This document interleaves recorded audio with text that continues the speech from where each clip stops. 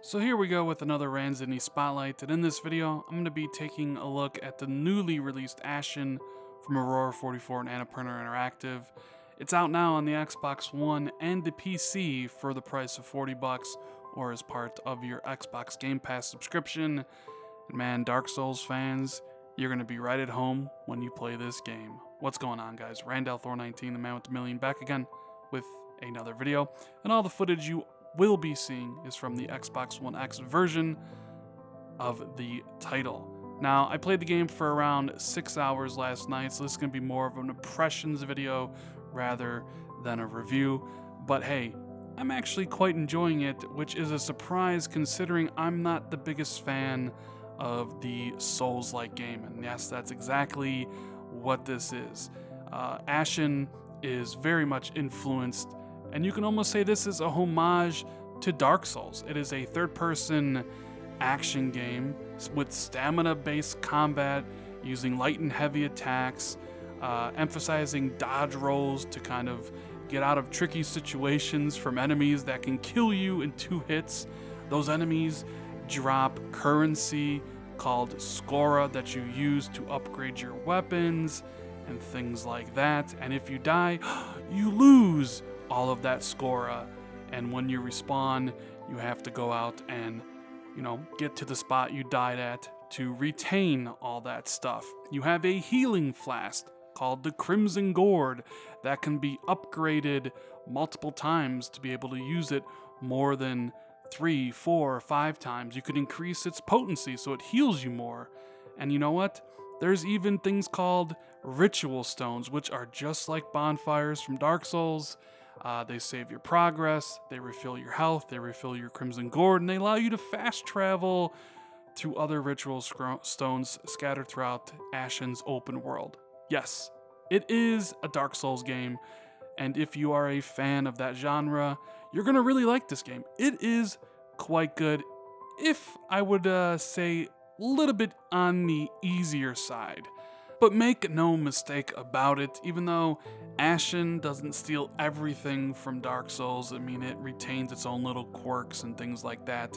It is a full-on clone of Dark Souls, but it just so happens to be a very good clone. Now, I mentioned before that I'm not a fan of Dark Souls, never really got into it, and I had to question, why am I enjoying this game so much then? And it's for a few reasons.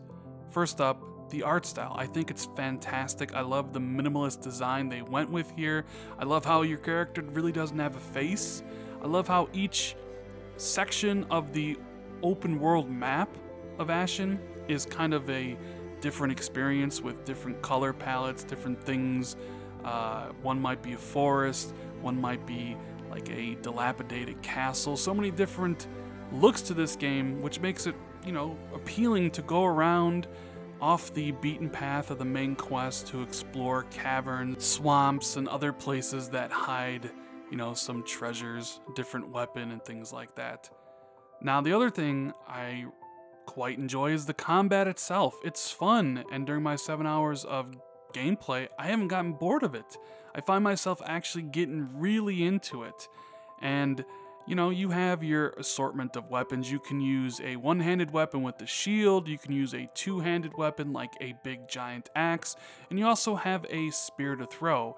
And each one of those weapons uses a different combination of stamina, so you kind of always got to have in your back of your mind, alright, my dodge takes up this much, my charge move takes up this, my one attack does this, there's a whole bunch of enemies around here, I need to be careful. And I actually really enjoy planning out my attacks, which I didn't think I would. But the thing I enjoy most about Ashen is the cooperative gameplay. You see, I have played the majority of this game with my buddy Loveboat Gopher. We played about 90% of it because we tried figuring out how to get matched together. Now, when you start up this game, you get matched with an AI NPC that will follow you around, help out in battle, revive you if you go down. You can revive him. And you know what? He actually holds his own in combat. Most games, you'll be complaining that the AI isn't doing anything, but in this one, he's kind of vital to the way the combat is structured. So if you get ambushed by a mob of 5 enemies, he'll hold his own and kill 2 or 3 of them, which makes your job a little bit easier. Now, if you're a Dark Souls veteran, you're like, wait a minute, I don't need any help. You can, of course, turn off the AI and it won't be around.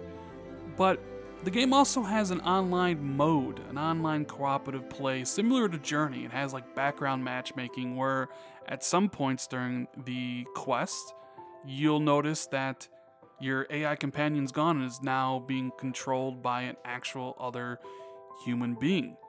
Now, that's really cool to me, and that's one of the reasons why I was interested in playing Ashen in the first place. However, you can't just invite your friend into the game.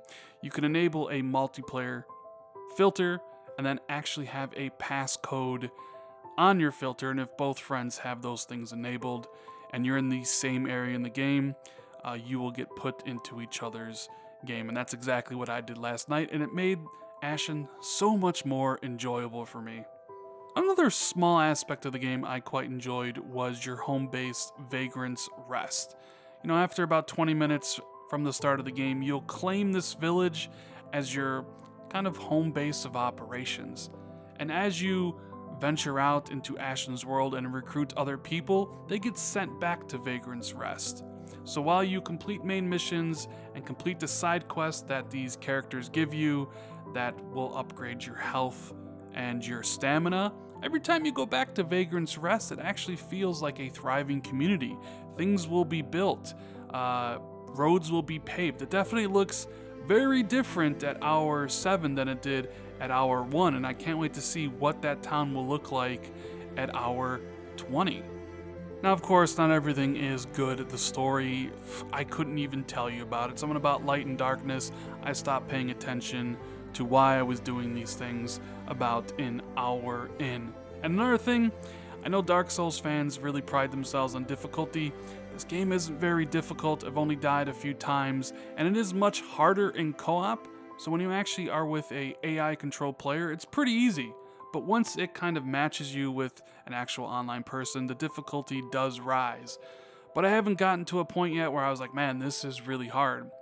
Another kind of thing that I was a little bit disappointed on are the boss fights. I've come across 3 so far, and none of them were really noteworthy in any aspect, whether it was the look of the boss or the moves that it used. Nothing really stood out to me. They just seemed like hack and slash until they die. Definitely not as intricate as some Dark Souls boss moments. But as for recommendations on this game, I think if you're a fan of Dark Souls, you're going to have a lot here to like. The problem, in my opinion right now, is the price point of $40. It's pretty expensive, and even though I'm enjoying my time with it right now, I'm not sure there's enough there to really say, yeah, pick it up for 40 bucks. Maybe after I finish the game, I can make a stronger recommendation, but I will say if you're on Xbox, this is a must download from Xbox Game Pass. I mean, it's free with the subscription. If you enjoy the Souls-like games, absolutely play this. And on the Xbox One X, it has a 1080p mode where you can turn it on and off and potentially get either higher resolution or perhaps an unlocked frame rate. I'm not really sure, but it does have that. So I'm going to leave you guys with a final thought about Ashen. Now, I don't like Dark Souls, and I kind of expected not to enjoy Ashen when I started it up. But for whatever reason, it pulled me in, and I'm greatly enjoying my time with it. I'm even counting down the hours until I can play it again. Now, whether that's because of the combat, the art style, the co-op, or what have you, this is something I didn't expect to happen.